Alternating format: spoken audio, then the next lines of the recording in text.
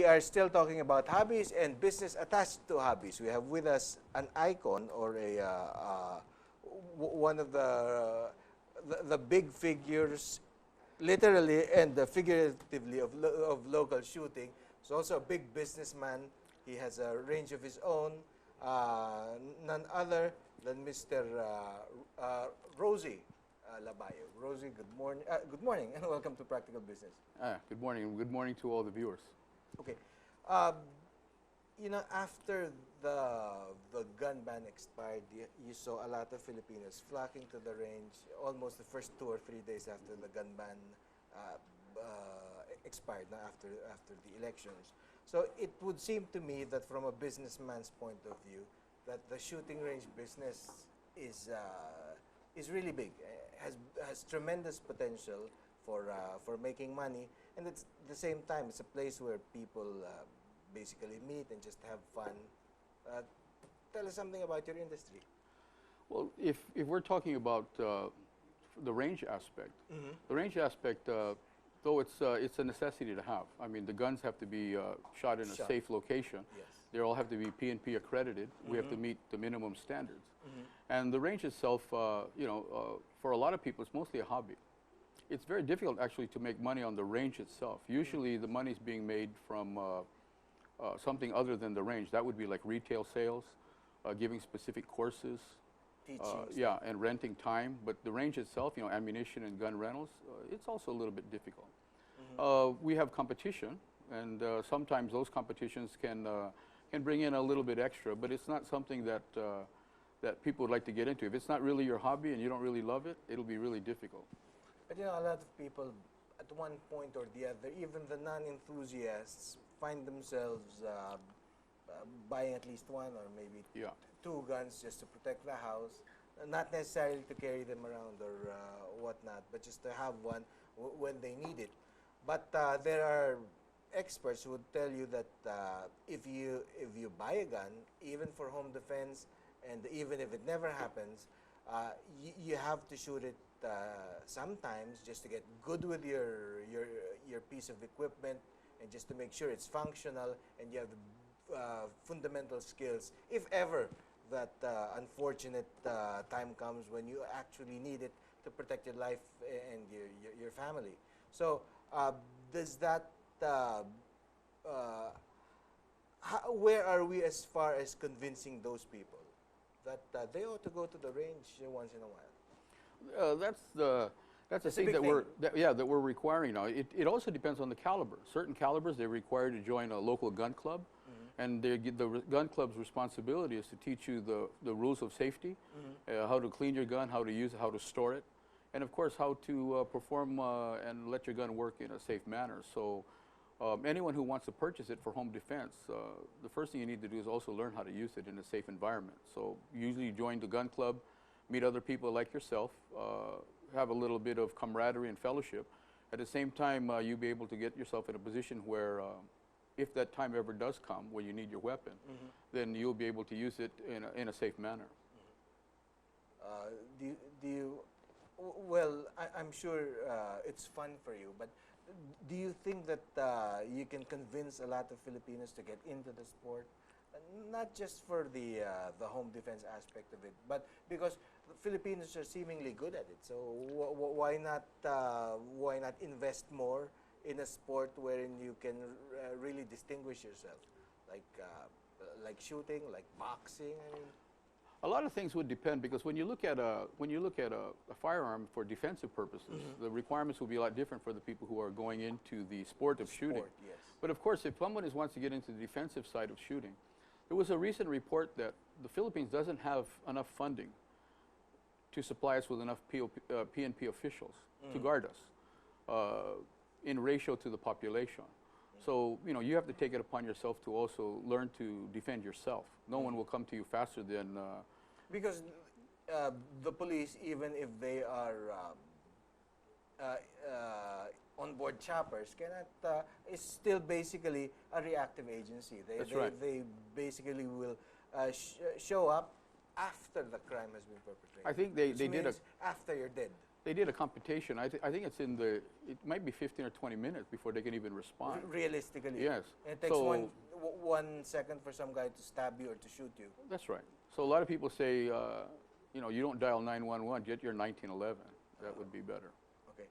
The business side of it, is it particularly lucrative? Because a lot of Filipinos are getting into it. I mean, you see a lot of ranges sprouting here and there, which is supposed to be good. But how is the competition like? I think the big boys, the guys who manufacture and the people who import, they will be bringing in the guns, but they have developed a offshoot business from a lot of these. Yes, of course, the ranges where they need to shoot, and indoor and outdoor. But the off-spart business that has been created from that are things like the accessories that go with the gun, the leather products that go with the gun, the holsters that go with the gun, the clothing that you see. A lot of businesses, like I saw at the last gun show, they were selling a lot of the clothing. Yeah, bags and shirts and pants, the tactical pants, tactical shirts, and they're well thought of also. I mean, people know that we're in a climate that we have. It requires certain type of material that they have to do, and Philippines are good at that. So it spawned a whole new industry, not just the shooting industry, but the clothing industry. You know, the sunglasses, the eyeglasses, the shoes. And we can do these things here in the Philippines. Yes, we do, and we're doing it now. Technologically, we may be a little bit behind in as far as the hardware is concerned, but the accessories, I think, top notch. Yeah, we're doing okay. Even the gunsmithing here. Yes, actually, our gunsmithing is considered pretty advanced. Yeah, in fact, one of the reasons why we're successful in what we do is that we've had very good gunsmiths. We are very fortunate that we are people. I heard from the story was that. Like Dandinko Juanco, who has a big collection of guns, had brought in Armin Swenson, a very famous American gunsmith, to train his cadre of gunsmiths. Well, those guys went on like disciples and taught other people and taught other people. So when we really started shooting, our gunsmiths were already there. We had the infrastructure, which is good. Okay, tell us something about the Steel Challenge Shooting Association. There are several associations in the country. There are only 4, surprisingly. After, you know, we're a gun-crazy country, but we only have 4. The PNSA, which handles the Olympics. The PPSA, which handles the IDPA shooting, which is the score over time. We have the IDPA, which is more defensive shooting. And we have the Steel Challenge. Steel Challenge is what I run here in the Philippines. Exactly what do you do for the Steel? Well, the difference between... This is a franchise. Yeah. The difference between the Steel Challenge and a lot of the other events which people participate in is that the Steel Challenge is a copyrighted course. If you shoot my Steel Challenge at my range, it's like shooting the same Steel Challenge as if you shot it in Texas, or shot it in California or anywhere else. So the courses of fire are measured and they're predetermined. So the times, you can compare your times with your friends over there in California or the ones in Florida or wherever they may be. So that makes it a little bit more interesting. There's not a lot of running involved, and a lot of them are steel plates. So what makes a good thing about the Steel Challenge is the ultimate display of speed and accuracy. You have to be able to shoot the plates quickly and accurately. They don't allow, in other competitions, you see the targets that are really large, like a human body, reminiscent of a human silhouette. But in the Steel Challenge, there's only a 9-inch plate. So a 9-inch plate at 25 meters is a lot harder to hit. See, so you really have to be accurate. There's no more Charlie or Deltas. It's all got to be alpha. And for that reason, it's a good thing for some of the younger shooters to learn. There's not a lot of running. There's not a lot of equipment. And they can develop their accuracy skill and work on the speed later. Do you need any particular highly specialized hardware? Like the other sports, we classify our weapons. We classify our firearms into people who buy the guns right out of the box, which is stock. The ones that are like the 1911 has their own category also. And of course the race guns, they have also their category. So in that point, we are all similar. You get to compete against people who are, you get to compete against people who have the same type of weapon. So at least it's as fair as possible. You can come to the range like you see on the screen now. This is a very good-looking range. I mean. Well, it's the biggest range in the country, from what I know. We recently held the Austral. Eagle. Yeah, we recently held the Austral Asia, and you know, that's 32 stages. Hopefully soon to open again. Yes, we're having a little bit difficulty on our renewing, but yes, we'd like to get it open because there's some big competitions coming up. We'd like to bid for them also. Again, our location is quite nice because we're near the airport and we have a lot of hotels, so for the shooting community, it's a good place to go. I understand that it's renting out guns to foreigners is a big business. I mean, the local crowd, they bring their own stuff. That's just basically maybe ammunition and range fees. But when you target the Japanese, the Korean market, or maybe the Australian market, or well, the thing is that Europeans, around Asia, we're the only country where civilians are allowed to purchase or hold firearms. So for a lot of the countries, like the Koreans and the Japanese or the Chinese, they find it more like, instead of using a firearm as an instrument, they're using it like candy for them. It's something that is forbidden in their country, so they get a chance to use it like everything else. They would love to get a chance to use it. So it's worth it to fly over to the Philippines and just... Well, there's some people, we're trying to developing that industry now, because right now, that's an industry in Guam, that's an industry in Vietnam. The Japanese used to fly over to the Philippines just to play golf. Well, yes, that's true also. So and they still are. But we would like to, our problem now is that you have to be able to develop the ranges properly. And right now, the PNP doesn't have... It's a big investment. It's a big investment, and they should also start rating our ranges. They don't rate them. That's unfortunate. Like the way I feel about it, there are some ranges where for certain weapons cannot be used, like rifles and full automatic, and there are other ranges where they are. But unfortunately, you know, the desire to bring in the people and shooting them, it may not necessarily be safe. And in any sport that we're in, safety is the premier thing that we need to work on.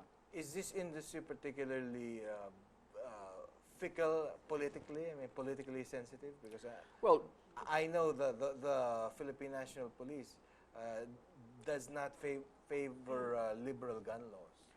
Maybe because they're so great at protecting everyone. So I guess. Well, we have the ranges, and the ranges have to undergo a PNP inspection.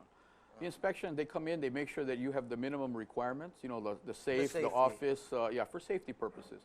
And for competitive shooters like us, for a long time, it wasn't very difficult. Now they're making it a little bit more difficult, but you know, we're talking about a political issue now.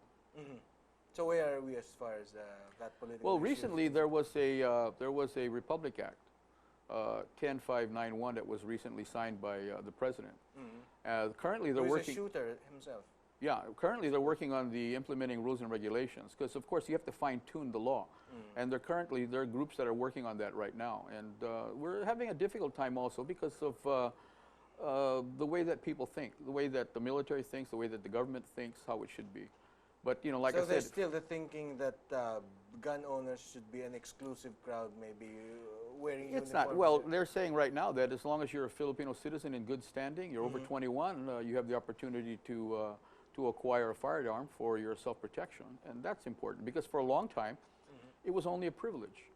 Yeah. So the fact that we now have at least a right, that's a big plus factor. Now, of course, a lot of the shooters are being affected because they're not giving us permits to transport our weapons that we need to do when we practice. And the time limit is a little bit short, but these are things that we'll need to work out, and we're working them out now. Do you think the PNP is doing this on purpose to give the shooting public a hard time? Well, you know, some people will say that the PNP might have an internal problem also, and they're taking it out on us, the sports shooter. But, you know, certain things have come out. Now, there was a time when you would only own 1 or 2 firearms. Now you can own as many as 15. Our problem is that, you know, you have to put them in a vault in your house if you have like over 3 to 5, and the PNP has a right to inspect. So at what point does that inspection start and stop? And at what point does that violate other laws? That's a problem that we're working on now also. Okay, I'll give you the opportunity to give your parting shot. That's a good line.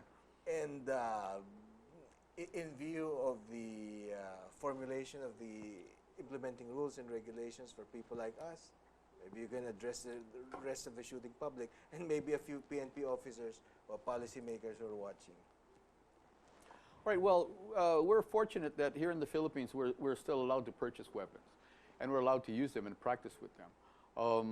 There are a lot of things that need to be worked out, but we're closer now than we were several years ago, or even than we were 6 months ago.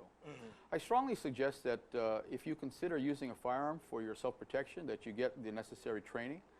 Visit your local gun clubs. The PPSA, the IDPA, the Steel Challenge are always available for you to learn and to practice your weapons while you're there. The law side of it, we've got some really good people working in our behalf to make sure that the recently signed Republic Act will have the proper IRs to follow. They've classified firearms now, so things like airsoft and air guns are now allowed. That's not considered a weapon. So if you wanted to bring that out with your kids and go plinking in the province or just practice your marksmanship, that can be allowed now too. I think that's something that we have to feature in future episodes. Anyway, on that note, Rosie, we hope today's show gave you some useful and potentially life-changing ideas. In the internet, our website, www.practicalbusiness.tv, and please like Practical Business TV on Facebook.